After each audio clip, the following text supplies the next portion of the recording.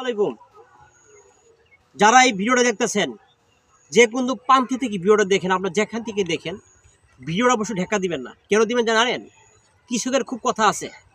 কৃষক কিন্তু আমাকে বলছে মনের দুঃখের কথাটা। আপনি তো জানেন না কৃষক কি বলছে জানেন?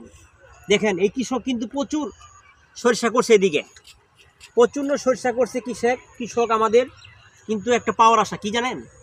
এই সরিষা থেকে তারা কিছু লাভবান হতে চাই। কৃষক বলছে এই সরিষা থেকে আমাদের লাভবান হওয়া দরকার। যদি এই সরিষা থেকে লাভবান না হতে পারে, কৃষক কিন্তু একদম ড্যামেজ হয়ে যাবে। তাই আমি আসছি আজকে কৃষকের ক্ষেতের ভিতরে। এই ক্ষেতের ভিতরে আসছি, কৃষকের যে সরিষা, খুব ভালো মানের সরিষা কিন্তু কৃষকের হয়েছে অলরেডি। এই সরিষা থেকে কিন্তু তো আপনারা তেল খাবেন। আপনার তেল কোথায় পাবেন? তেলের দাম কেন এত বাড়তি? কেন তেলের দাম বাড়তি?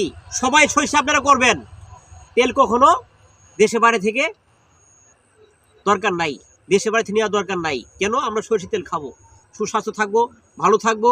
এই ভিডিও যদি ভালো লাগে অবশ্যই একটা লাইক দিবেন, কমেন্ট করবেন, আর ভিডিওটা অবশ্যই আপনি শেয়ার করে সবার দেখার সুযোগ করে দিবেন। আজকে এই পর্যন্ত ভিডিও করলাম, নেক্সট টাইম ইনশাল্লাহ আরও ইনশাল্লাহ দেখা হবে।